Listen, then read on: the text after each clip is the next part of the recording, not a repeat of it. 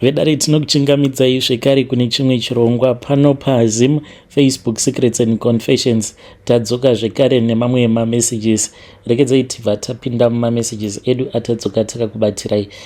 Apologies, I could not upload kubva nezuro kusvika nhasi.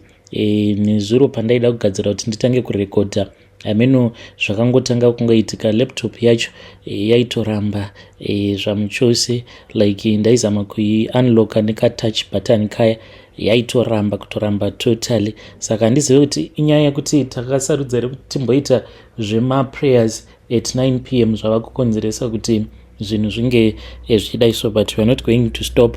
Ndoda kutenda kune vose avo vakatumidzira maprayers avo. Ticharamba tichingoma poster. So you need also to remember me in your prayers, nekuti ipo paya sometimes munhu akauya achitandao rubatsiro ndikamupa manumbers eumwe munhu, sometimes zvinhu zvaizvo zvinobva zvatotsamwa kuti saka iwewe ndio unofungidzira kuti wakangwara kaiwe uroda kuti munhu uya ange achiwana rubatsiro. Saka I think kuti zvinobva zvazoaffectawo nyangwe equipment yatei tichishandisa. Saka we are not going to stop, ticharamba tichingo uploada maprayers at 9 p.m. So kana kuri kunzi makatumidzira maprayers enyu nezuro, nekuda kwekuti masikati ose vanhu vaswera vachitumidzira mamessages enyu anokwanisa adzika kuzasi. Saka ndokumbira kuti mungotexta kuti hi as soon as you hear this episode, kuitira kuti ndikwanise kuona chat renyu, then ndobva ndazoposta maprayers. Pane imwe message iyo yandakatumidzirwa ichibva kuna mukoma vedu, zvakangoma marequirements, vane marequirements avo avainawo. Saka message yavakanditumidzira yakamira sekudai so, hanzi hide me plus guys please assist me. Ndotora upi apa? 1 ari kumaraini kwaMoms, honest rating ane 65%, mileage 0.00 kilometers, charity and manners 70%, age BK4, family less middle aged, parents marital status together, thinking ability close to medium, background rural background, patience 40%, temper 60%, altitude coolness 45 to 50%, hotness 60 to 65%, attitude 75%, friends 3 to 4, beautifulness 55%, church ZCC, family association with communication 70%, family behavior ordinary. Which two wacho anzi have 2 brothers, one wacho aiva BK3 ndiri BK2, never ningina second is in kumusha kwangu iye, her honesty rating 65%, mileage 0.25 kilometers, pane zvakambomuwira, charity and manners 85%, age BK4, family less middle aged, family marital status together, polygamy 2W, thinking ability medium, background rural background, patience 50%, temper 40%, altitude coolness 55 to 60%, highness 45%, attitude 75%, friends 1 to 2, family association with community 35 to 45%, family behavior humble, I think 4 bros, girls are married, ndiya Sarah, vaitorwa nekukumbirirwa kuchata, ine handina, church kunge Muslim kunge mwazha, long dresses beautifulness 75%, just help me now, ndiri munhu anoda kuisa munhu padeni, so I realize ndogona kusiya munhu chaiye because of virginity, waro ndokwanisa kutora munhu hure, munhu ari kugova hake, ozongomirira kuti inini ndinge ndichizobvisa mombe. Tell me ndodii? Ndiri mukomana nemakore 25 years ekuberekwa, zvakangoma hazvo vedwe, hanzi mileage yacho yafamba 0.25 kilometers. Ngatitaurei naye mwanakomana uyu mucomment section, zvakangoma hazvo vedwe. Regedzai tibva taenda panyedu inotevera. Nyedu inotevera yakamira sekudai so, hanzi makadi zvenyu mukoma, ndinokumbirawo kuti munge muchindipostirawo nyaya yangu makavika chitupa changu. Ini ndinorwadziwa mukoma nekuda kwerunako urwo rwandinarwo, but at the end of the day ndinozvibvunza kuti saka what is the use yekunge ndichinzi ndiri munhu akanaka but ndisinawo munhu wandinoti uyu ndiye munhu wangu. So inini mukoma zvinonzi ndakadeketererwa, zita rangu rakadeketererwa pachikwambo. Izvi ndo zvakaitika. Zvinonzi ivo sekuru vangu, sekuru vainge vaine prazi, saka paprazi pavo apa hanzi vainge vachishandirwa nevanhu vainge vakawanda kudzamara vachizoshandirwa noumwe mudhara uyo ainge ava garden boy wavo. Mudhara uyu ainge achibva kuMalawi, saka hanzi ivo sekuru nemudhara uya hanzi vakazoronga kuti mudhara uyu paainge achazodzokera kuMalawi then aifanira kuti ange achizovavigira mushonga wekuti vange vachizokwanisa kutanga kuita mari, asi hazvina kuzoitika sekudaro. Mudhara uyu anonzi akati abva kuBeatrice kuya ndokubva angouya zvake akatanga kugara muHarare. So achigaramo muHarare kudaro ainge akanyepera sekuru kuti iye ainge akaenda kuMalawi kumusha kwavo kunovatorera mushonga wekuti vange vachizonyatsokuita mari. Saka sekuru vakabva vazoudzwa kuti mushandi wako tamuona pamashops paZindoga. So sekuru nekutsamwa zvavakaita ndezvekuti vakabva vazotsvaka vanhu. Mushure mekunge vatsvaka vanhu, ivo vainge vachida kungomurova, zvichitaurwa zvinonzi vainge vasingade kuti ange achizopondwa. But mudhara uyu hanzi iye ainge achiita sekunge ainge ari munhu ainge aine mangoromera, ndokubva vazotanga kurwidzana naye mudhara uya. Hanzi ivo sekuru zvavakazoita, hanzi vakabva vazoti kune vamwe vaya vavainge vainavo, vakabva vati munhu uyu itai zvekumuradzika mutara. Sekuru vainge vaine chimwe chimotikari chavo, zvimapijoti zviya zvekudhara, ndochavakazoita zvekumutsika nacho. Mushure mekunge vamutsika ndokubva vazongomusiya ipapo. So sekuru vakatombosungwa, asi nyaya yacho yakabva yazongotsikwa-tsikwa, hakuna kana kure kwayakamboenda nekuda kwekuti ivo sekuru mari zvavo, sekuru vainge vaine mari. Saka izvi mukomanacho zvinonzi ndo zvakaitwa nasekuru vangu. Mushure mekunge sekuru vazobuda mujeri, hanzi ngozi yake murume uyu ndopayakabva yachizotanga kusimuka manje, yava kuvanetsa sekuru zvokuti sekuru vainge vava kutogara vakatoita zvokutosungwa because vaigara vachingoti vainge vachida kuzvisungirira. Saka sekuru vaigara vachingoti vari kuona chipoko chake mudhara uyu wekuMalawi. Then veukama zvinonzi vakabva vazotanga kufamba. Saka mukunofamba umu vangu baba vakabva vazoita munyama. Baba vangu vainge vari mupurisa, panguva yacho vainge vachigara somewhere else. Saka veukama pavakazofamba, baba vangu havana kana umwe zvake akazombovakonsulta kuti izvi sevanhu veukama ndo zvavainge vafunga kuti zvinge zvichiitwa. Saka ipapo ndo pakabva pazodeketererwa zita rangu, nekuti ngozi iyi ichinobuda yakabva yati kana mukasandipa mukadzi zvaizvezvi zivai kuti ndiri kutotanga kutokuurayai. Saka vakabva vazongoona kuti zvainge zviri nani kuti inini ndinge ndichizodeketerwa zita rangu pangozi yacho iyoyo. Mukomanashi vanhu vanondiona vanoti inini ndakanaka, kunyange ndega ndinozviona kuti ndakanaka, but dambudziko rinokuitika pandiri ndiroro mukoma rekuti ndikangotanga kungodanana nemurume uyo wandinenge ndichidanana naye, iye andotanga kutorota hope. Ndinorangarira kuti ndakambodanana neumwe murume mushure mekunge ndichatangawo kupinda muno muSouth Africa.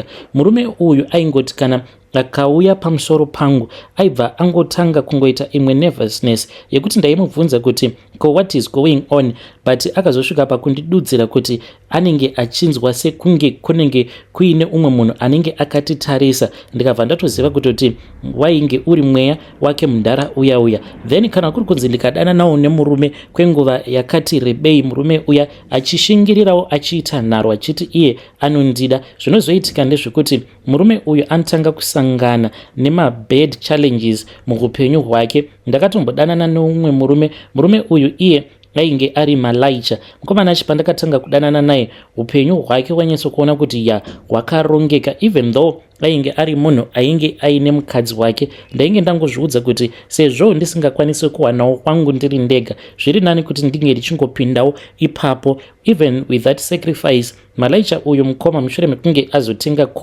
kombi iyoyo yakabva yazoita accident zvekuti yakabva yaita beyond repair. Worst of all, akabva azotanga kundishora, akabva ati inini ndini ndainge ndakonzeresa minyama yose iyoyo. After all, akabva anditi aigara achingoudzwa nemudzimai wake kuti ndiri kukuroterai hope, pane munhu wamuri kufambidzana naye, but munhu uyu wamuri kufambidzana naye ndazoona kuti manga muri mose imimi muchidriver. Saka pakuzonodriver ndazoona kuti motikari iyo yamanga muchidriver mazoremerwa kuti munge muchikwidza makata nayo, then iye akabva azokudhampai. But iye at that time ainge achiramba asingadi kuudza mudzimai wake chokwadi kuti kwainge kwava noumwe munhu, which was me. Saka by the time paakazondiudza kuti ainge aita accident, ndakamboramba ndichidanana naye, but ndakabva ndazonyatsokumurota mudhara uyu. Ndakamurota achiti home. Saka muri kuda kuramba muchienderera kumberi, manjiziva kuti munhu wako iko zvinozvi ndava kumudzvinya. Ndakatomurota achitoita zvekutodzvinyiwa naye mudhara uyu wekuMalawi. Saka ndiyo nyaya yangu iyo yandinayo mukoma. Pari zvino hangu ndiri kuzviudza kuti dai ndikangokwanisawo kuwana munhu anokwanisa kundibatsira, ndakwanisawo kupinda mumarriage vanhu vaMwari. Iniwo ndaneta nekungoramba ndichingoita izvi zvemahook ups zvekuti nhasi ndina nhingi mangwana ndina nhingi. Zvava kusvikawo pekuti zvava kundisvota. Ndava kudawo kuziva kuti ndine munhu wangu one, kunyange zvikanzi munhu iyeye kunyange ainewo mhuri yake handisisina hangu kana basa nazvo, because right now I am a woman who is 835. But mukoma, kana ndikakuudzai kuti kunyange mwana chaiye handitomborina mwana, handina kana zuva rimwe zvaro pandakambotiwo apa I think kuti I am pregnant, never in my life. And ndinotozviziva kuti mweya iwoyuyu wengozi ndo uri kundibloka kuti ndisakwanisa kubatira pamuviri. Dzimwe nguva mushure mekunge ndaenda kusleep over, kana ndazotodzoka paya ndinototanga kutorota ndichitoudzwa naye mudhara uya achitonditi vhura makumbo iwe,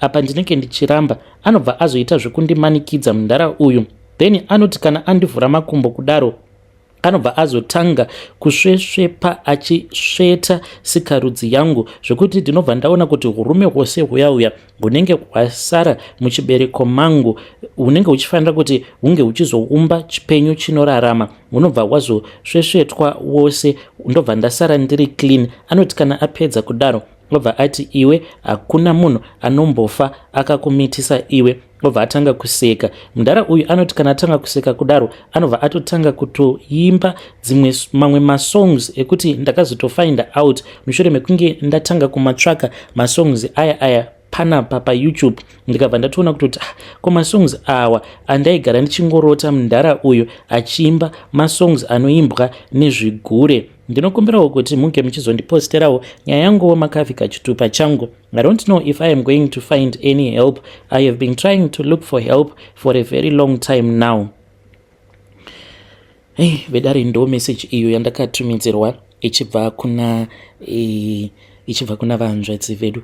Zvakangoma hazvo vedu we, please ngatizamei kuti tinge tichitaura navo vanzvadzi vedu. Hanzi baba vangu nekuda kwekuti ivo mumhuri vainge vasina mari yakawanda, saka zvakabva zvazokonzeresa kuti vamwe vanhu pavakaenda kunogadzirisa mweya uyu wengozi, vangu baba vakabva vazosiyiwa.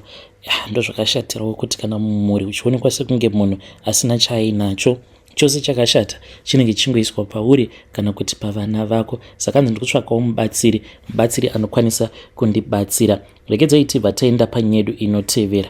Nyedu inotevera yakamira sekudai so. Hanzi makadi zvenyu mukoma, ndinokumbirawo kuti munge muchindiposterawo nyaya yanguwo makavhika chitupa changu. Ndichiuyawo pano mukoma ndikudawo advice. Pane message iyo yandakanzwa yeumwe musikana uyo ainge achiti iye akatoita mwana nevamwe prophet. If it is possible, ndanga ndichikumbirawo kuti munge muchindipawo manumbers ake. Iniwo mukoma ndototyawo kutopublisha even manumbers angu, because ndine mamwe masecrets awo andiinawo. Inzwaiwo zvakaitika mukoma. Ininiwo ndakazvarirwawo munomu muSouth Africa. My parents came here a very long time ago. Saka tainge tiine kuchechi kwedu uko kwatainge tichienda.